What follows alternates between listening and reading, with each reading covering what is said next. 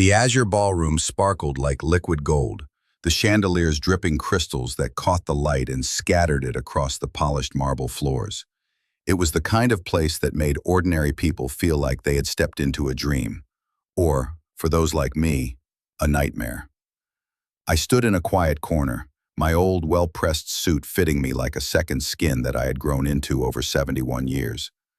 My hands were clasped behind my back, the fingers lightly trembling, not from fear, but from anticipation. I had always been able to control the chaos of construction sites, boardrooms, and multi-million-dollar negotiations. But tonight was different. Tonight, I was powerless in a room full of smug faces and faux smiles. I watched my daughter Chloe glide through the room in her wedding gown, a vision of fragile elegance. Every movement she made seemed carefully choreographed, as if she were performing a delicate dance for hundreds of people who had gathered to witness the union of two families. Her smile was radiant, yes, but it was brittle, like a thin sheet of ice that could shatter at the slightest pressure. I felt a pang in my chest, a bitter mix of pride and dread. My little girl, the girl I had cradled in my arms for the first time, was about to be given away.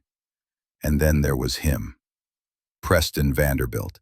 He moved through the crowd with the kind of practiced grace that comes from a lifetime of privilege and entitlement. He wore a suit tailored so perfectly it seemed to bend to his will, and every gesture he made was calculated, precise, designed to assert dominance without ever seeming to try. His gaze found me, not out of curiosity, but with the detached disdain of someone who sees an obstacle rather than a person. He didn't see a father. He saw a liability, a relic, an old man whose presence made the room feel slightly less polished. I could feel the tension coil in my stomach, tight as steel cable. I watched him hold Chloe's arm, not with affection but with possession. It was a cold, clinical grip, as if she were a prized object rather than the daughter I had raised with all the love and care I could muster. My fists clenched subtly at my sides. I could almost hear the grinding of gears inside my mind, the decades of experience in reading people and situations telling me, in no one. Chloe was born, the way her tiny fingers wrapped around mine, the sleepless nights and endless worries. The joy and the fear mingled together in a delicate balance that only a parent understands. I talked about love, the kind of consuming, unrelenting love a father holds for his daughter, and how I wished for her a life filled with laughter, resilience, and a partner who would cherish her as deeply as I did. For a moment there was quiet. A warm, genuine warmth filled the room as people clapped politely, and I felt a fleeting connection to everyone there. But that warmth didn't last long. Preston stepped to the microphone, clapping slowly. Each clap was deliberate, mocking, dripping with theatrical disdain. "Well said, Pops, a real tearjerker." I could feel the blood draining from my face, not from embarrassment, but from the raw awareness of the venom he carried in his words. I had seen arrogance before, but this was a different breed, a predatory, cold, calculated arrogance that was designed to wound publicly, humiliate, and assert control. And then it came, the cake, a monstrosity of confectionery excess, 7 tiers of white frosting, delicate sugar flowers, and decorations so intricate they looked almost alive. It wasn't just a cake, it was a symbol of the wealth, taste, and status that Preston wanted to flaunt. He cut the first slice with Chloe, creating a perfect tableau of manufactured joy for the photographer. And then he turned to me. His eyes glinted with malice, a sharp, cruel smile playing across his lips. "You look like you could use a good meal," he said, his voice dripping with condescension. Before I could react, his hand shot out, seizing the back of my head. I felt the world tilt violently as my face was shoved into the cake. The taste was revolting, sickeningly sweet, cloying, mixed with crumbs and the cold, greasy smear of frosting. The room erupted, but not with shock. No, it was laughter, harsh, cruel laughter that seemed to pierce every corner of my soul. Blindly, my face gasping, trying to regain some shred of dignity. But Preston leaned in, close enough for the venom in his words to hiss into my ear. Try some dessert, beggar. The laughter grew louder, echoing off the... He founded Morgan Construction. He doesn't just own a few buildings, you arrogant little fool. He owns half the damn city, including the ground you're standing on. Preston's face shifted rapidly, smugness giving way to confusion, confusion giving way to utter, terrifying panic.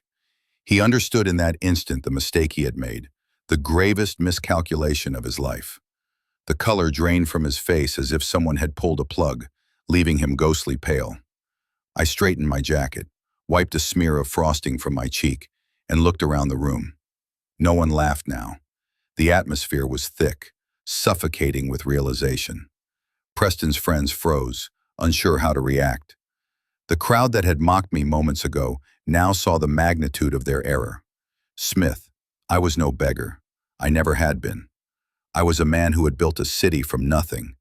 A man who had walked through fire and concrete alike to leave a legacy of steel, ambition, and integrity. Tonight, the lesson wasn't just for Preston. It was for everyone who had underestimated the quiet power of experience, resilience, and the truth that dignity is not something you buy. It is something you earn. For a fleeting moment, I allowed myself to feel satisfaction, not revenge, not cruelty, but the quiet vindication that comes from being seen for who you truly are. My daughter's eyes met mine, still wide with shock, and I nodded ever so slightly, a silent promise that no one would ever demean her family without consequence. Crimson. Semantics. This was only the beginning. When people hear the name Leo Morgan, they think of skyscrapers. They think of glass towers piercing the clouds, the rhythmic clang of steel on steel, and the thunderous roar of construction sites where dreams are born in dust and sweat. But few ever ask how those towers came to be, or the cost of building a city not just with money, but with pieces of your soul. Long before there was Morgan Construction, there was only Leo, a young man with nothing but calloused hands, a restless mind, and a stubborn refusal to quit. My father had been a carpenter, the kind who could coax beauty out of broken wood. And though we never had much, he taught me that a man's worth was measured in the things he built, not the things he owned. When he died, like sunlight spilling through dusty blinds, I met her at a charity gala I had been dragged to by a client. I remember standing there, feeling out of place in a tuxedo that itched, when she turned, holding a glass of champagne, and smiled at me. It wasn't the kind of smile that demanded attention. It gave it, warm, real, the kind that made you want to be a better man. We were married 2 years later, in a small ceremony overlooking the lake. Isabella wasn't impressed by money. She loved the smell of fresh-cut wood, the sound of hammers, the raw honesty of creation. You build for others all day, she'd tell me, but build something for us too. So I did. I built her a home, a small timber house by the lake, far from the noise and deals of the city. Every beam, every nail, every window frame was cut and placed by my own hands. We planned to grow old there, to watch the seasons change reflected on the water, to live quietly when the skyscrapers no longer needed me. But life, cruel as it is, had different plans. Cancer came like a thief in the night, slow at first, silent, then relentless. I threw everything I had at it, money, connections, the best doctors, but money can't buy miracles.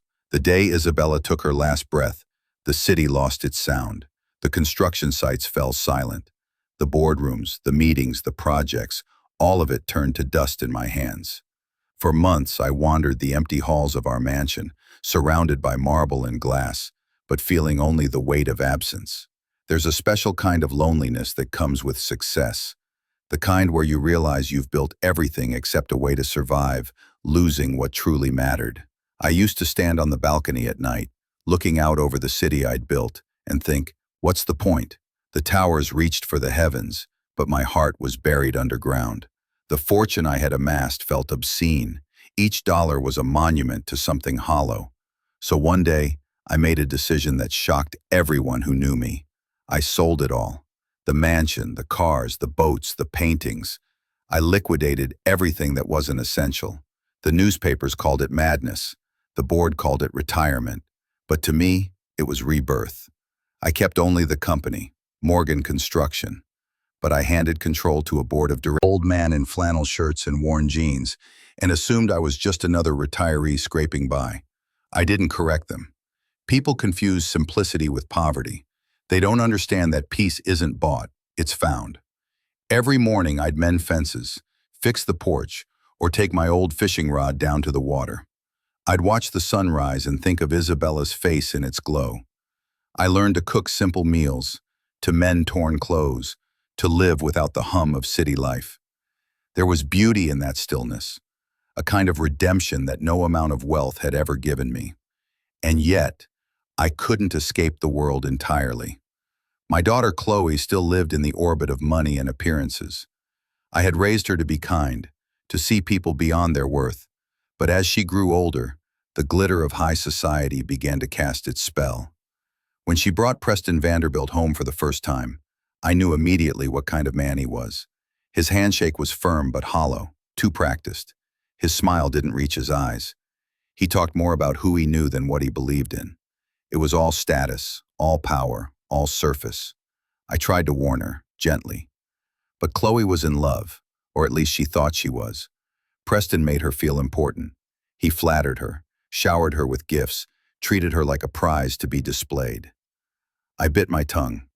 I had promised myself never to control her life the way I had once tried to control my own destiny. So I let it happen. I watched from a distance as wedding plans unfolded, plans that seemed more like a corporate merger than a union of hearts. And when the invitations came, I wasn't surprised to see Mr. Leo Morgan, printed without title, without mention of Morgan Construction. It was deliberate. I was meant to blend into the background. The old man, the poor father, the outsider. I could have stopped it. One phone call, and the Vanderbilt family would have come crawling. But I didn't, because there's something more revealing in silence than in power. People show you who they are when they think you have nothing to offer. Prison showed me everything I needed to know. In the weeks leading up to the wedding, he barely spoke to me. When he did, his words dripped with condescension. Chloe tells me you used to be in construction. It would come so violently, so publicly. The humiliation at the wedding was cruel, yes, but it was also clarifying. When my face was buried in that cake, when the laughter rang out across the ballroom, I felt a strange kind of peace beneath the rage. Because I realized something profound. Preston hadn't humiliated me. He had unmasked himself. And Harrison stood and revealed the truth, that the man Preston called a beggar owned the very ground he stood on. It wasn't revenge that filled me. It was justice. Cold, quiet justice. That night, after the chaos had subsided and the guests had slunk away, I drove back to my lake house. I didn't speak to anyone. The stars hung low, the road stretched endlessly, and the silence was comforting. I parked the truck, walked down to the dock, and sat there for a long time, letting the night air wash away the lingering sting of frosting and humiliation. I could almost hear Isabella's laughter again, light and teasing. "You handled that well, Leo," she might have said. I smiled faintly. "You'd have smacked him first," I muttered. On the water shimmered like the past itself, fading, shifting, untouchable. Xiaomi, I thought about the empire I'd built, the legacy I'd tried to leave, and the lesson that had taken me 71 years to learn. Wealth is a tool, not an identity. It builds cities, yes, but it can also destroy souls.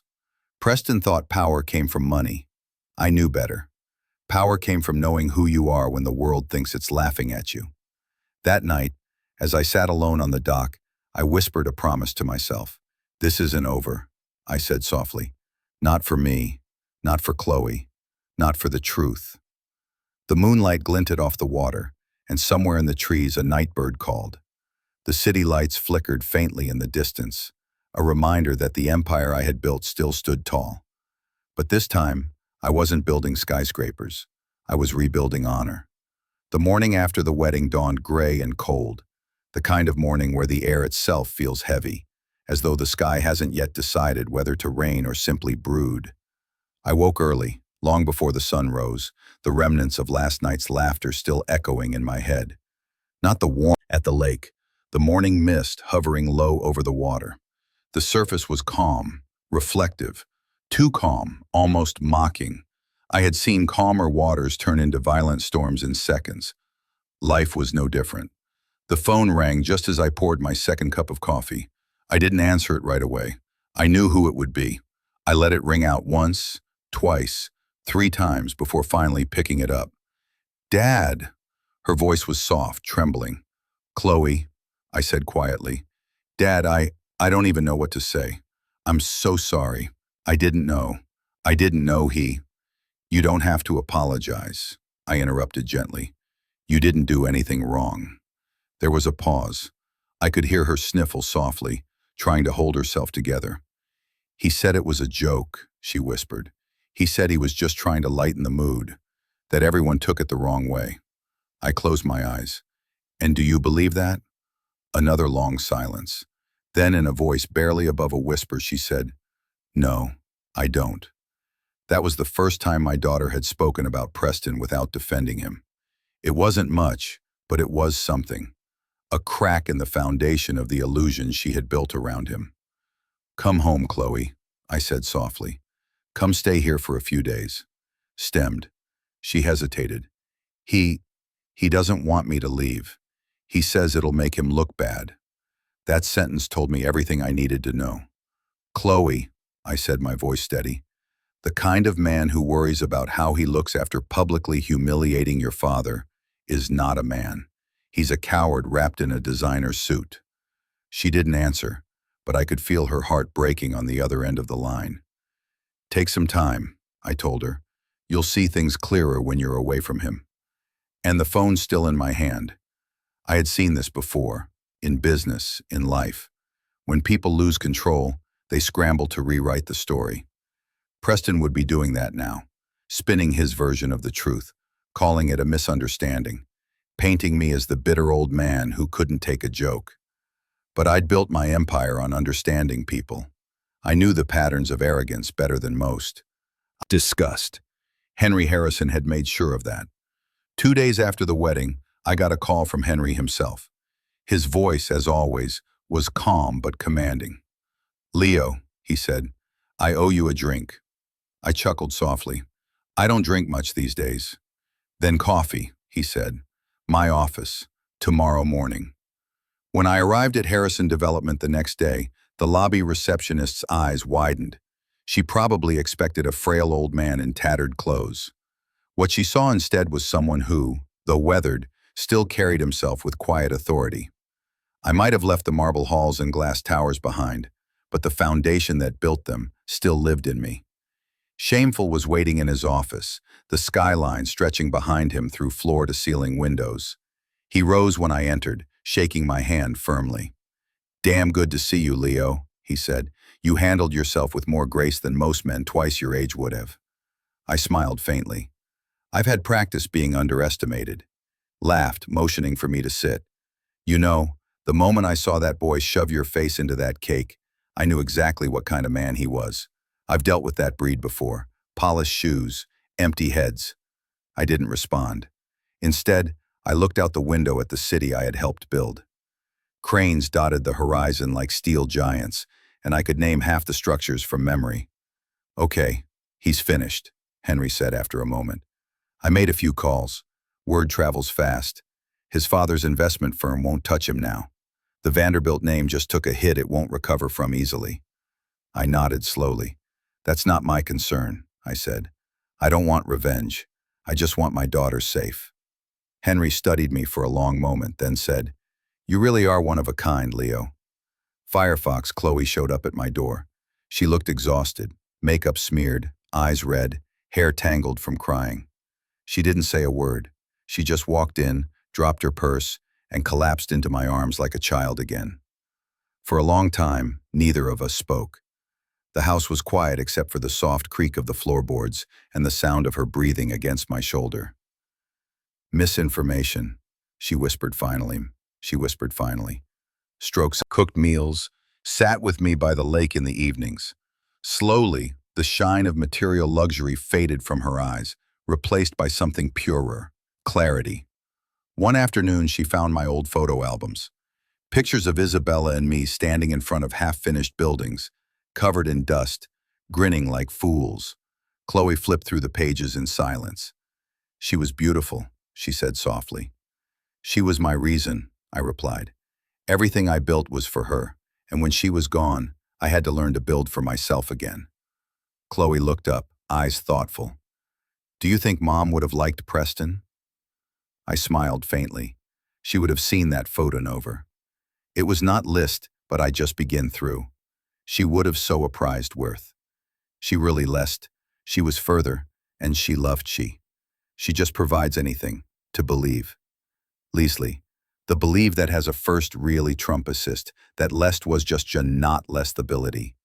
She listened to the structure. She thinks she was good. I specially looking for a way she was justing with whatever. She was well and she really worked. This methoder with testively, she was lest in fullagist. My list was she lest in. I was no weather. She creaches listin, and she was just money. Especially look like. She lested. She would have seen through him in 5 minutes. That made her laugh, a real, genuine laugh. Later that week, Preston tried to reach her. Dozens of missed calls, flowers left at the gate, handwritten letters filled with apologies that dripped insincerity. I told her not to answer. But one evening she came to me with her phone in hand. "He won't stop, Dad. Maybe I should just tell him it's over for good." "Then tell him," I said, "but make sure he listens." She nodded, took a deep breath, and called him. I sat beside her on the porch watching the lake as the sun dipped below the horizon. "Preston," she said when he answered, "I don't care about your apologies. What you did to my father was unforgivable, and what you did to me, making me doubt my own worth, is worse. You said respect was earned, not given. Well, you've earned mine back, by losing it." I could hear his muffled voice on the other end, pleading, angry, desperate. Chloe hung up without another word. For a long moment, we sat in silence. Then she turned to me, her face calm. "That felt good," she said. "It always does when you stand up for yourself." Over time, word of the cake incident became something of a legend. Businessmen whispered about it in private meetings. Some walked away from wealth in the first place. Turbulence isn't built in comfort. It's forged in pain, tested by humiliation, and proven by restraint. Had spent decades building towers of steel. But that night, as the wind rustled through the trees and the lake shimmered under the moonlight, I realized the most enduring thing I had ever built wasn't made of concrete. It was my daughter's strength. And that, unlike money, reputation, or buildings, would never crumble. The seasons changed slowly in the valley. By the time spring came, the snow had melted from the pine-covered hills, and the lake shimmered again under the sun. Birds returned. Wildflowers blanketed the grass, and for the first time in years, I felt the pull of the future again. It had been months since the wedding. The night that changed everything. Preston was gone from our lives, his name reduced to a punchline whispered in circles that once worshipped him. And my daughter, Chloe, was finally beginning to bloom again, free from the shadow of his arrogance. I often found her sitting by the water in the evenings, sketchbook in hand, planning her foundation, the one she'd decided to name the Isabella Fund, after her mother. It was her tribute, she said, not only to Mom, but to everyone who had ever been broken and found the strength to rebuild. Watching her, I felt the quiet satisfaction of a man who had finally completed his life's work, not with steel and glass, but with love and patience. One morning, Chloe came rushing into the house, excitement lighting her face. "Dad," she said, waving a letter in the air, "we got our first donor. Harrison Development's putting in $2 million. I smiled, unsurprised. Henry's a man of his word. Sheffield, her arms around me. "I can't believe this is real. It's actually happening." "It's real," I said softly, "because you made it real." Buffering, over the next few months, our small lake house turned into the unofficial headquarters for the Isabella Fund. The living room was full of blueprints, donation letters, and coffee cups. Chloe spent her nights on calls, her voice filled with the same passion I once had when I built Morgan Construction from a single tool shed. There were moments when I saw her mother's fire in her eyes. Past, I thought my life was over, I began. I tried to fill the emptiness with work, with buildings, with money, with noise. But the truth is, nothing ever filled it. Not until you came back. Tainted terrelled in her eyes. Dad! You've given me peace, Chloe, I continued softly. I thought I had lost everything that mattered. But seeing the woman you've become, that's more than I ever hoped for. She held my hand tightly. You're not going anywhere, okay? Don't talk like that. I smiled, squeezing her hand. Life doesn't end when a man stops breathing. It ends when he stops mattering. I matter because of you. She broke down crying then, and I just held her, the firelight dancing across the walls. That night, as I lay in bed, I felt the deep, fulfilling calm that only comes after a storm. I thought about all the years, the struggles, the triumphs, the laughter, the losses. Every building I had constructed had crumbled over time. But this love, this legacy, it was unbreakable. The fall of a Vanderbilt. The world has a funny way of balancing itself. While Chloe and I built something new, Preston Vanderbilt was busy tearing himself apart. Henry occasionally sent me updates, not because I asked, but because he knew I liked closure. Preston's family's investment firm had ousted him quietly, trying to protect their brand. The society pages that once called him the Golden Boy now labeled him the Fallen Heir. There were whispers of rehab, of debt, of failed ventures. But I didn't gloat. Pity, maybe, but no satisfaction. Sometimes, life doesn't need revenge, it just needs time. One afternoon, as I was trimming the hedges near the dock, a familiar black car pulled up. Chloe stepped out first, followed by a man I hadn't seen in over a year. Preston. He looked nothing like the man who once strutted in a designer tuxedo and threw my face into a wedding cake. His eyes were sunken, his suit wrinkled, his confidence replaced with something I hadn't thought he was capable of: humility. I sat down and straightened. "Mr. Morgan," he said quietly, I needed to see you." Trembling, uncomfortable, but calm. "You, face to face, that I'm sorry, for everything." I leaned back, looking at him for a long time. "Tell me something, Preston. When you pushed my face into that cake, what did you feel?" Unleashed. He looked up, shame flooding his expression. Power. Stupid, childish power. I wanted to prove I was better than you. That money made me untouchable. "And what do you feel now?" Hesitated, then quietly said, "Small. Empty." I nodded slowly. "Good," I said softly. "That's where rebuilding begins." He looked confused. "You're not angry?" "I was," I said, "but anger's a debt that never gets paid. You spend your whole life collecting, and you never feel richer." He swallowed hard. "You really are a better man than me." "No," I replied, "just one who learned the hard way that being right doesn't matter if you lose your soul in the process." For a while, none of us spoke. Then Chloe stepped forward, her eyes soft. "Preston," she said gently, "I forgave you a long time ago, but I couldn't be with someone who didn't respect himself, or others. I hope you find that version of yourself someday." Preston nodded, his voice breaking. "Thank you, both of you."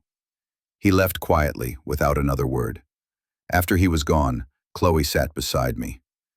"Do you think people can really change?" she asked. I looked out over the lake, where the sun was setting in gold and crimson streaks. "People don't change," I said. "They just become who they were always meant to be. Sometimes it takes losing everything to find yourself." The foundation, inflated. By the year the Isabella Fund had its first headquarters, a modest two-story brick building on the edge of the city, overlooking the same river where I once built my first construction site. Simmons. At the opening ceremony, reporters gathered, cameras flashing. Henry Harrison stood proudly beside Chloe as she cut the ribbon, her face radiant with pride. When they called me to the stage, I walked up slowly, my steps careful but steady. Chloe handed me the microphone, her eyes glistening with tears. "Ladies and gentlemen," I began, my voice trembling slightly. "I was once a man who measured success by the size of bills, soft and familiar. You did good, Leo, I whispered to the air. The final letter, gunfire. Months passed. My health began to wane. Nothing dramatic, just the slow, gentle decline of an old machine that's run a long race. I started writing more often. Letters to Chloe, to the foundation board, even one to Henry. Not about business, but about life. Lessons I didn't want to be forgotten. One of those letters, I addressed directly to Chloe. I left it sealed, tucked inside my desk drawer. When she found it after I was gone, it read, "My dearest Chloe, if you're reading this, it means I've gone to be with your mother. Don't grieve too long. I've lived more than most men ever dream of. I've seen love, loss, laughter, and forgiveness. That's a full life. You were my greatest creation. Not the towers, not the company, but you. You are my legacy, my proof that the world can be rebuilt no matter how many times it breaks. Remember this. Never measure people by their wealth. Measure them by their kindness. And when life humbles you, as it will, thank it. That's how the soul learns to grow. With all my love, Immigration." She cried for hours after reading it, but when she looked up, she smiled through her tears, because she knew I was finally at peace. Epilogue. The Lake House. Later, visitors to the Isabella Fund's website would find a quote at the top of its homepage. It read, "Character is the house that never collapses. Leo Morgan." Continued the work we started. The foundation grew, helping thousands of people rebuild their lives after loss. Single parents, widows, veterans, and dreamers who needed a second chance. Buffering, every year she visited the old lake house, now preserved as a memorial. The garden still bloomed, the dock still creaked, and the wind still whispered across the water. She'd sit on the porch with a cup of coffee, staring at the horizon, knowing that somewhere beyond it, her parents were watching. And sometimes, on quiet mornings when the mist hung low and the world felt still, she swore she could hear her father's voice in the breeze. "You did good, kid."